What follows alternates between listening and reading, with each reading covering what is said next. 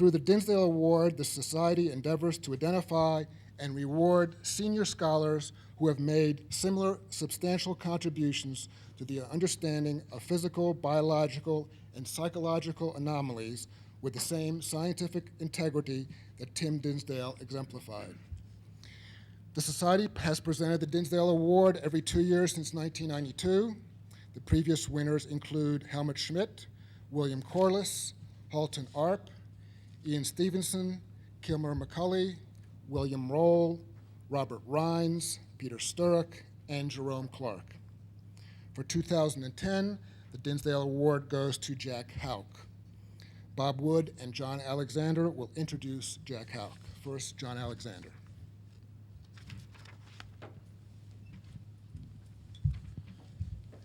Morning. Looking at the category and the requirements for the Dinsdale Award, it struck me that nobody was more deserving than Jack Houck. One of the things he's done, you're best known for materials deformation, what's known as a PK metal bending party. What's significant about that, unlike everybody else, he has developed a technique that allows people, individual people, by the thousands, to have a direct personal experience of psi phenomena. Jack was raised in Mechanicsburg, Pennsylvania. Went to the University of Michigan, where he got both a bachelor's and master's in science in aeronautical and astronautical engineering. From 1961 through 2003, he worked at the various iterations of McDonnell Douglas in Huntington Beach. One of his major accomplishments was as a scientist. Early in his career, he was one of the authors of the Strategic Arms Limitation Treaty, or SALT Treaty. His influence has been great, and it's certainly not limited to materials deformation or the spoon bending parties. He's been involved in remote viewing and firewalking, and this led to the development of a conceptual model of how all of this might work. I might mention that particularly in the later years, as the disease has taken its toll, Dr. Jean Houck, who is here, who in her own right recently retired as the Dean of School of Education at California State University, Long Beach. So Jack has been an integral part of the whole psychokinesis and introducing people. He's influenced directly tens of thousands, indirectly hundreds of thousands of people all over the world. One of those, of course, is Dr. Bob Wood. Thank you, John. Each of us have been influenced sometime of our lives by someone who made a big impact on the way we thought about things. Maybe it was a professor we had. John Wooden once said, "It's what you learn after you think you know it all that makes a difference." And I thought I knew it all at one point, and then I met Jack. We were thrust together, and he all of a sudden exposed me to remote viewing and to PK parties and spoon bending and even a little bit of firewalking. And so he also introduced me to Bob John and Brenda Dunn and Hal Putoff and, of course, the SSE.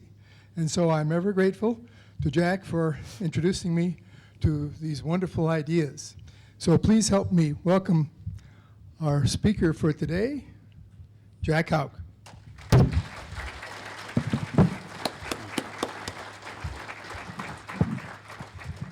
Well, this first slide has been up here for a long time, and I hope to cover remote viewing, EEGs, and PK analysis. That's where I have concentrated the last 40 years of research. As it says here, remote viewing, psychokinesis, and PK parties, and I'll explain a little more about what PK parties mean. Mental healing and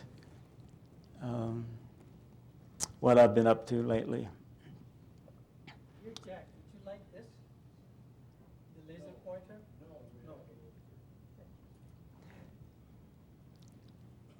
No. Okay, get rid of the trivial stuff. I had a master's degree from aeronautical engineering in the University of Michigan, and in those years,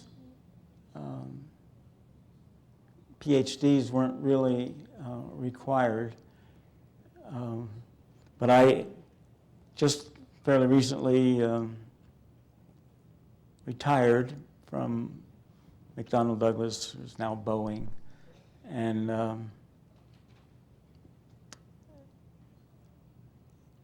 it was a good experience. It was a good career for me.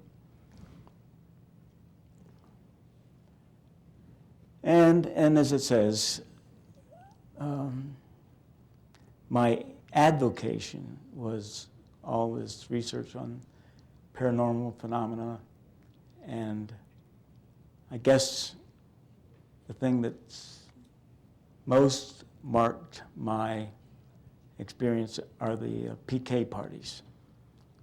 I started the PK parties in 1981 as an experiment. Somebody challenged me to do an experiment that they could see the results from. Well, little did we all know that 85% of the people that have been to PK parties have at least done what I call kindergarten PK. We have high school PK, and we have graduate school PK. And I'll briefly explain those. Okay. So my first exposure to remote viewing, and Dr. John and Brenda Dunn and Putoff, and Targ, and that gang, and conducted experiments very much after similar to their protocols and methods of analyzing the statistics. So the peer laboratory had prepared a computer statistical analysis computer program that made judging this kind of experiment much easier and much more successful rather than human judging. So let's see. This is just my concept of what's going on, the brain connecting with the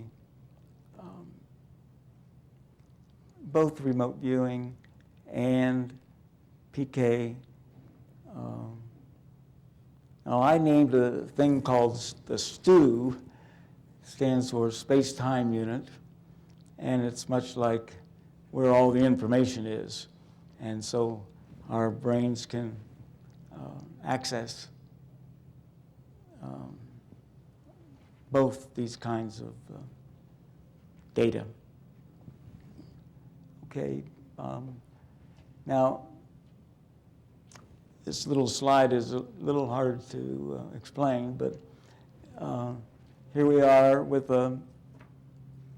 going along in the past and through the future of a ellipsoid that has in it all the STU information, in other words, like everything.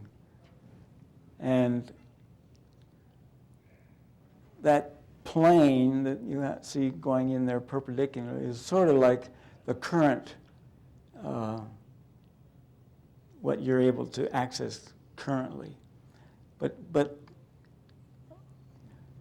I made a provision with this plane that I can tip that plane and see completely things that aren't normally in our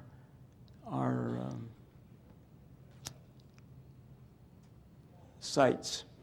like, for example, the UFO world, I think of as moving through the same ellipsoid, but at an angle.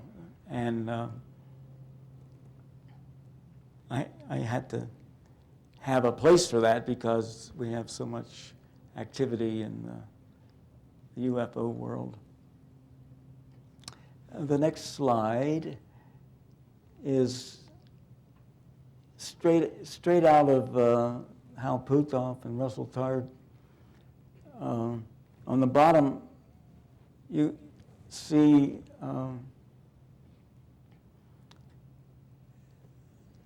when you first start a remote viewing experiment, for example, you come in the room and as you relax,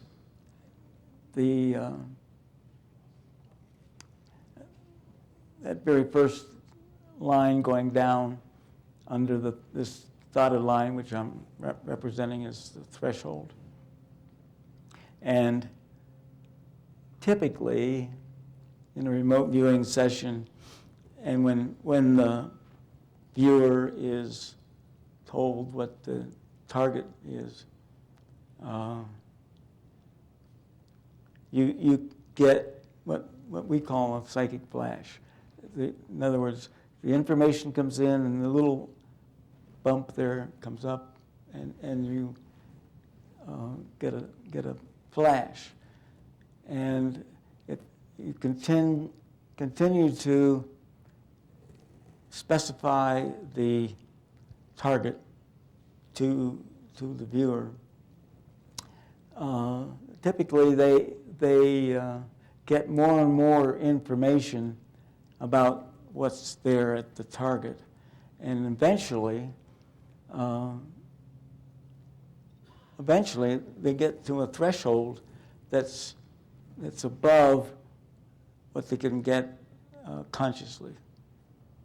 So I've shown a threshold up there that when a person gets in that threshold, then they can see much more than those initial flashes. And remote viewers will tell you that that's how the data comes in to them. But at any rate, I'm not going to go through all these other lines, but people that do remote viewing and understand flashes, and then it becomes more solid. Now here, it's my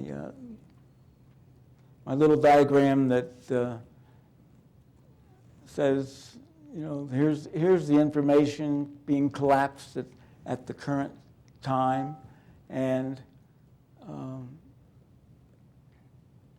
that data is stored in the stew, like everything else. But memory is also stored in the stew. So the little balls coming up here are attempts at representing memory and being able to go back in time to explain past events. And a remote viewer can pick up on those little balls, like memory. In the future, I talk about data that's out there in the future, but it's tends to be collapsed into groups of data, and so often we get a viewer that can pick up on the collapsing of possible future events, and that's always argumentative, I suppose, but we've had a lot of experiments that show good good results about future data. Let me go on. I think that a standard space-time chart with another axis, I call it an emotional axis, is the way to represent a lot of the way the information comes in for a future event. And this is a matter of my interest, I guess, but one time I was driving out in the Mojave Desert with a bunch of missiles in the car, and all of a sudden that big earthquake went off, and I was driving along, and we had a peak emotional event. And that's what I call that, and I use these terms also in my PK parties, because many people have a peak emotional event when they're first bending their silverware or whatever they're bending. But at any rate, the thing that caught my attention is while I was having my peak emotional event from the earthquake, I noticed that time, my perception of time, slowed down. And I know many people have had time reduction experiences. But that, for me, was a way of explaining, going up and down the emotional peak. Anybody understand that? Oh, well. Then switching to an interrelated with a whole bunch of electroencephalogram analysis. The processing EEGs, that stands for electroencephalogram,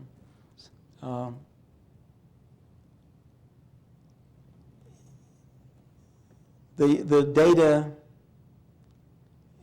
was there, brain waves, and so I tackled the issue of what corresponds to different patterns in the EEG spectrum. Now, I used a feedback system that Bob Beck, some of you may remember, and I used his system to accumulate quite a bit of EEG data, and I finally came up with several categories. I mean, for example, remote viewers seem to have the same kind of pattern. And let's see, there is one fun thing coming up here. The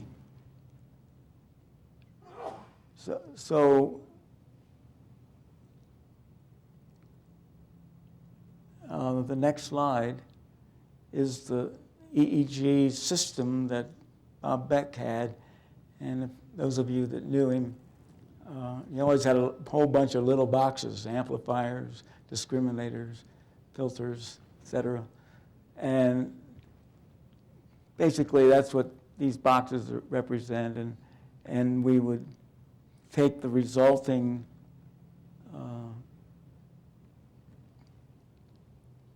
data into computer, and then we could print the pattern. And so I'm going to try to describe what this pattern is like. This is what happens when you, this is a frequency diagram, frequency going this way, delta from 0 to 4, theta from 4 to 8, 8 to 14 is alpha. Most of you know these. And then larger than that. Well, this particular slide is a pure input with an oscilloscope of 7.8 frequency. So you can sort of measure against this pattern what's being shown by actual real people. And I'll have a bunch of these, but they go real fast. So the next slide has this line going through it that is what it looks like when the frequency domain is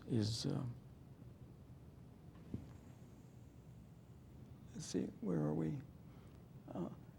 Okay, so when that line appears, there's usually a shift from the 7.8 to a region characteristic of different types of people. And so the first one here is a typical engineer, and that's me. So you can see how that's separated from the 7.8 line. Now, I've worked with a lot of psychics, and they tend to have EEG patterns like this, where there's some flashes that occur, and it looks much more jumbled up. The next one, healers tend to have this line going through about 9 to 10 hertz. And finally, remote viewers. You can see that they're right on the line representing having access to data, and I call this the mental access window. That's where the viewer can get his mind out of the head, and that's where they get their best data. The next slide is, this is where everybody giggles, you know. The millionaires, and luckily somehow I had a lot of engineers, millionaires that had EEG patterns like this, and I call it double humping because they have one pattern going right through the same as the remote viewers, and the other one going along where the engineers are. So they have access both to the engineering type information and the data that they get from psychically, we'll call it. So this just summarizes those different types, and I just couldn't resist putting a slice in there for skeptics, because certainly if you're into this kind of research, there's plenty of those around. But I also should mention that it's trainable, and I have had so many people want a tape that's at the millionaire. Maybe that would work. Okay, now this is a brief. When a remote viewer is attempting to access a target, often they will get a separate peak here on the timeline that represents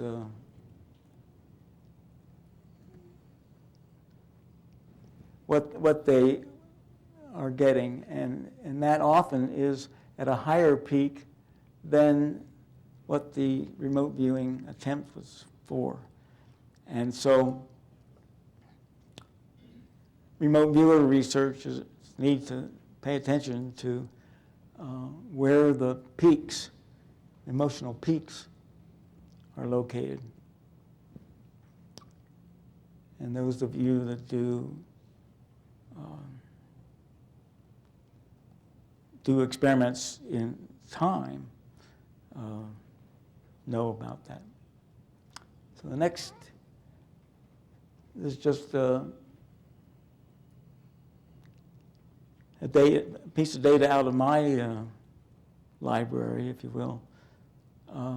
One time, Bob Beck suggested that I put the 7.8 hertz signal in one ear and listen to my own EEG. And after a very short while, I was sitting there, listening, one ear in the 7.8 zone, and I found that I experienced a full-blown out-of-body experience. It just sort of like pop, and there I was, floating in somewhere. I was a tennis player, so that's why I suspect that I must have been looking at a tennis game.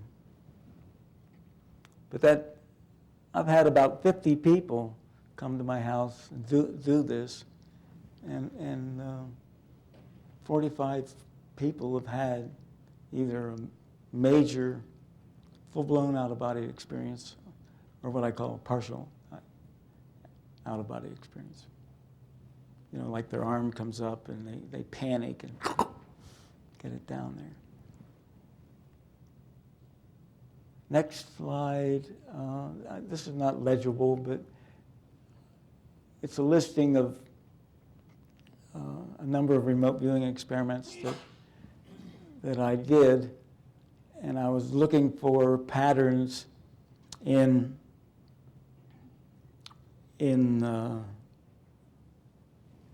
these are groups. So over here on the right, where there's a lot of asterisks, those are experiments that were very statistically good. The others where some were just the target of lines, and those didn't turn out very well. And same thing is with this other one. I call it beacon, where all the people in the room are trying to access the same target. That would be the beacon. But what it told me is, if you really want good results in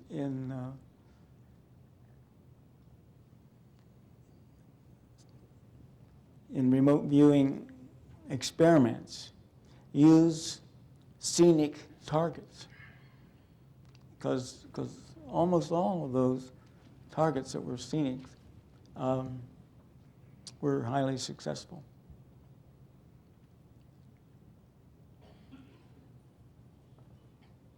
And at any rate, that might be useful to other researchers. And this was sometimes when there's just having lines. These were two examples where the lines were, that was the target on the left, and what the viewer drew was here. So you see there's an angle shift, there's a diameter of the circle shift, and in the triangle itself. Same sort of thing on this example, that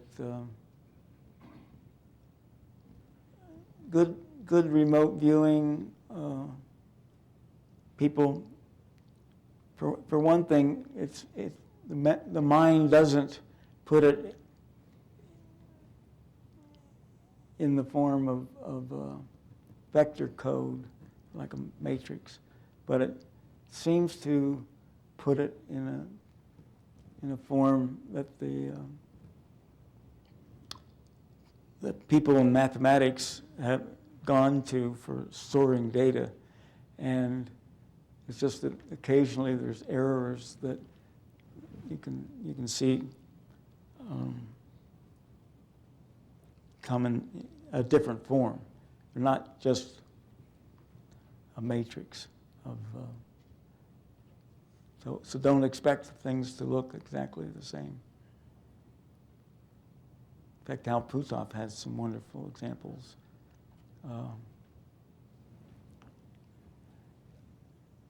Summary of my remote viewing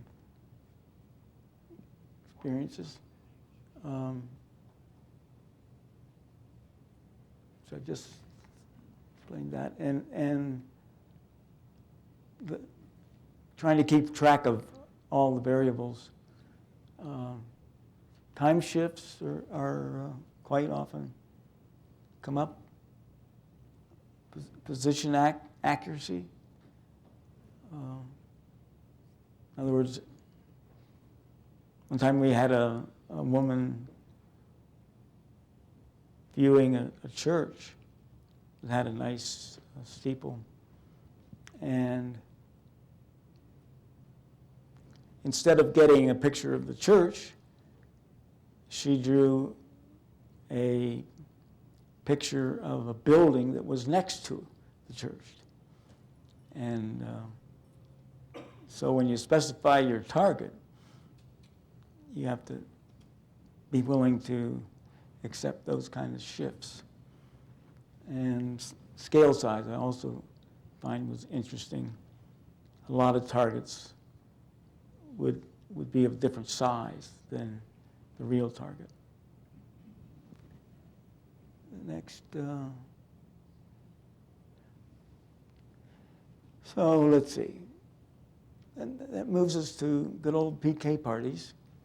In 1981, I started the PK parties, but it was really an experiment of finding what people could do if they were given a whole pile of silverware, mainly stainless.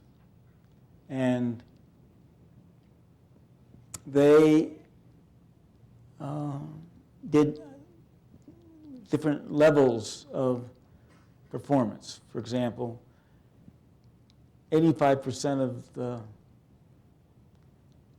19,000 examples I have of people doing kindergarten, 85% of them do what I call kindergarten, which is not scientifically interesting, but it's a way of keeping track of how many people were doing which kind of bending.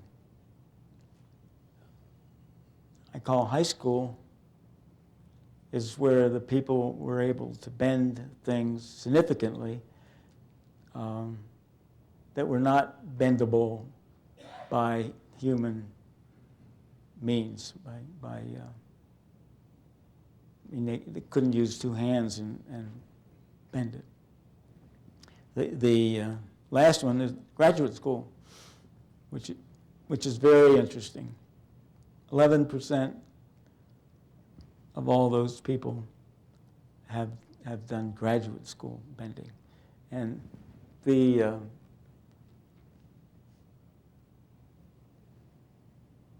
marker for that was when one or two things bend spontaneously. And that gets very impressive.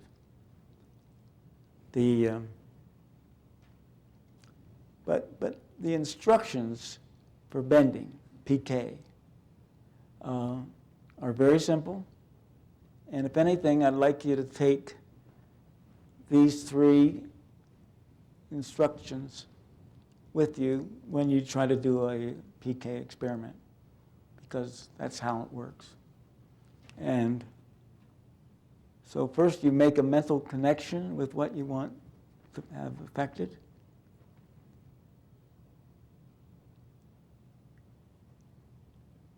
Then you command it to happen. You know, that's radically different than remote viewing. Remote viewing, you're observing. But in PK, you're commanding actively what you want. And finally, you have to let go. You have to let it happen. And with those 3 steps, if you're doing PK research, that's what you'll find the way it works. A lot of times people don't do all 3 steps and they don't get great success. However, in my PK parties, this is a typical kindergarten bender, happy, excited, but just bent over simple stainless steel silverware. The next slide is a high school student, and you can see he's buckled the bowl of a spoon. Well, that's not easy to do with your hands.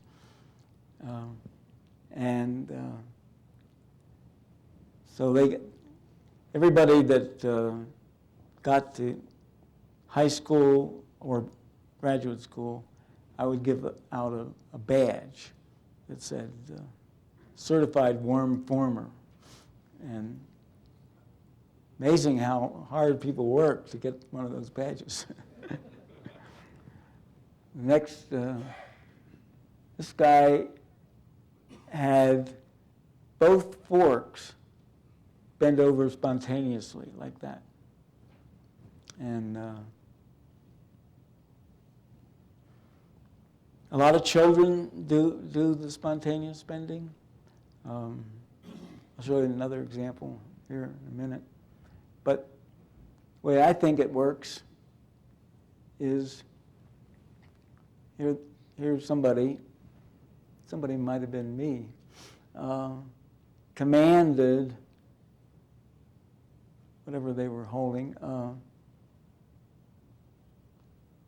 for the energy to get dumped into the dislocations of the grain boundaries,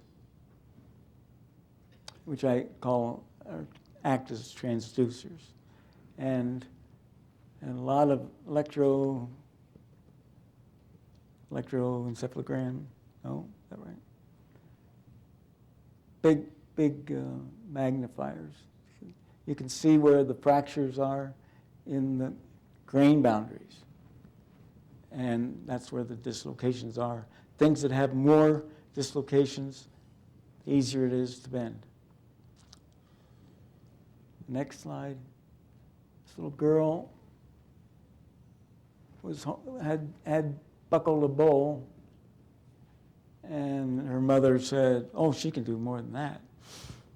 And I said, "Like what?" And she said, "Well, I'm back here on the shelf of the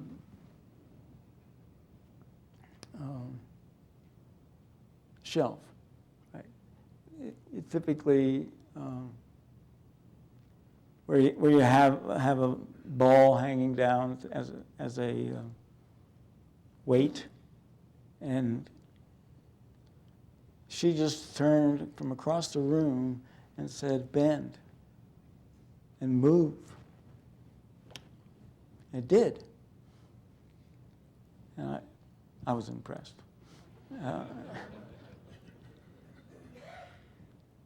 I get kids, typically from 8 or 9 to 10 years old, who come up to me with a half-inch steel rod that's been bent about 20 or 30 degrees. They said, is that right? And I said, perfect. And next slide. Okay, this is the one that I really like. Done back in 19... Oops, wait a minute, we gotta get the sound. Let's back up one slide.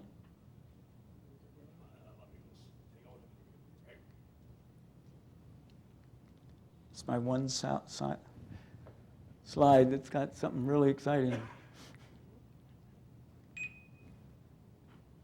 Okay. So this guy pulled the spoon apart.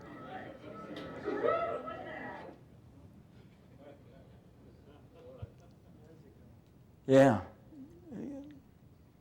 I've had a lot of, I get to see a lot of stuff like that, but that one always, I feel pretty good about that one.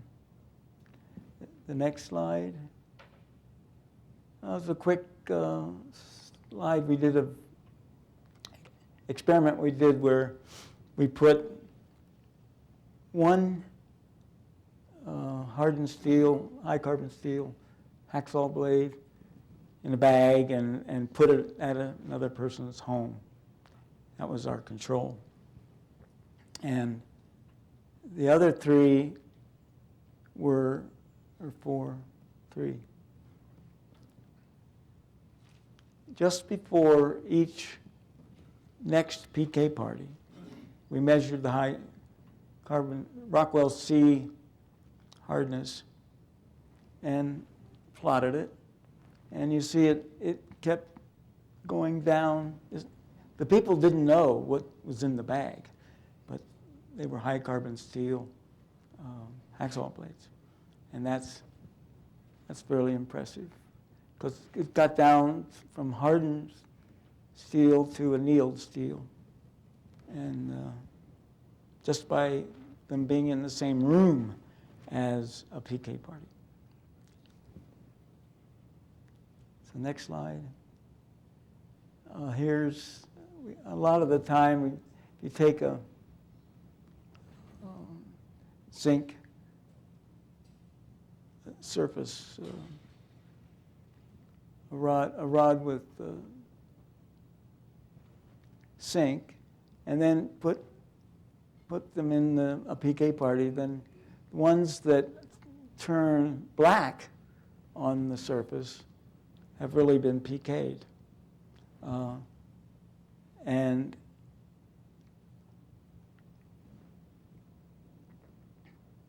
that's easy to see that, when they turn black. Next slide. On that same control rod, that's what, 8,000 magnification, which is the silver one. And then that's what the black one looked like. So mainly it was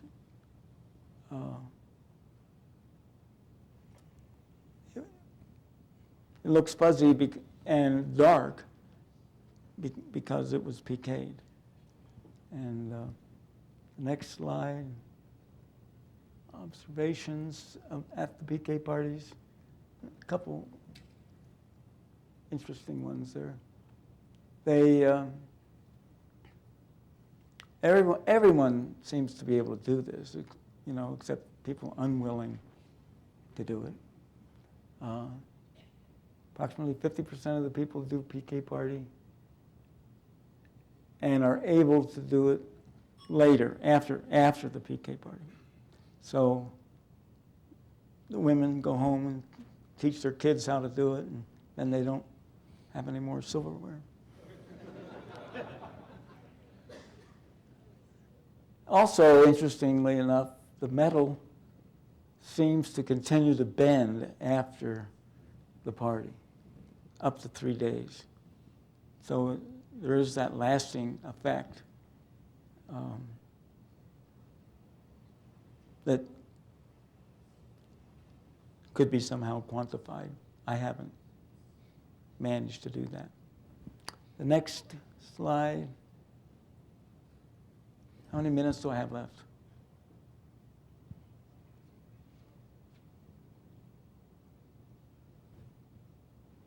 Bob? Okay, very quickly now, this is my experience in healing, mental healing. And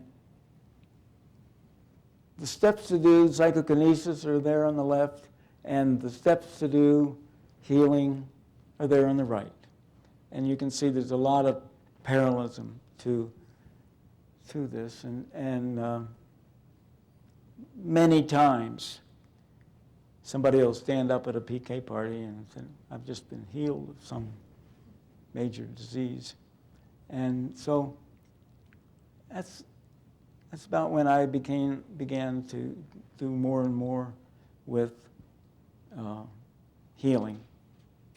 And let's go to the next one. This is my favorite healing is with a life vessel. It's in well, there's several of them now, but cottonwood is where it was invented, and frankly, I was driven into their parking lot and died. And they, instead of rushing me over to the hospital, they put me in the life vessel for an hour, after which I had only half the pain in my hands that I had before, and the feet were very bad at that time also. But for people that want more information on this, I'll be putting that in whatever we produce from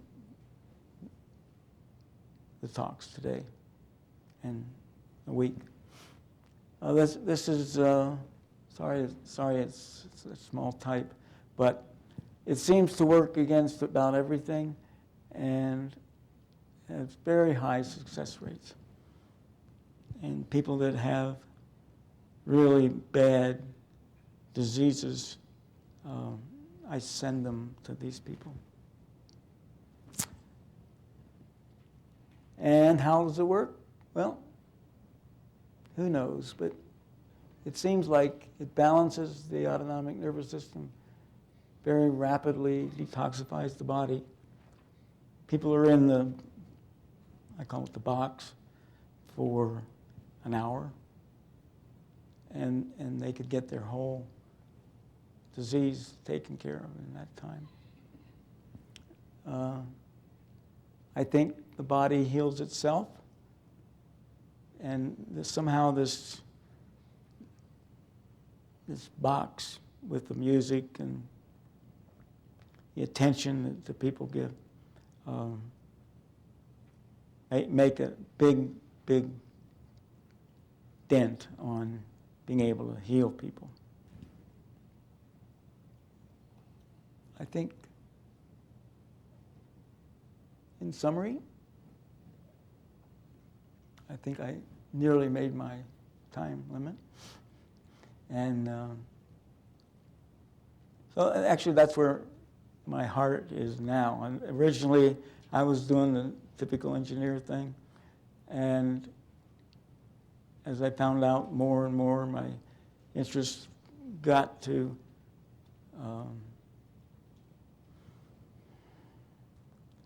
doing experiments with PK parties, and finally began to see so many people being healed, even with PK parties, that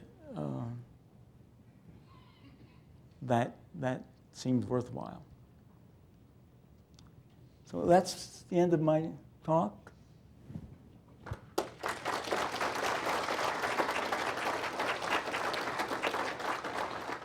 I'd like to present you with the award, the Dinsdale Award. This is a check, which I'd like to give you as part of the award. Also, we have a certificate and plaque, which is under preparation. And what the plaque says is the following. For 2010, the Dinsdale Award goes to Jack Houck for significant contributions to the field of consciousness studies over the past 40 years and demonstrations of the mind's impact on physical matter. With great personal risks and enormous dedication, he transformed parapsychological theory into a visceral experience, providing more than 19,000 people around the country with their own hands-on demonstration of psychokinesis. I'd like to give you my hearty congratulations. Oh. And for me, sitting there listening to you, I often experience people who have developed insights and carried out research into various phenomena in these fields that we study. But it's rare that I feel a deep wisdom. And listening to you, I feel that you've developed a deep wisdom in this field, a deep understanding. And I tremendously appreciate it, and I know we all do. Thank you. Thank you. Thank you very much.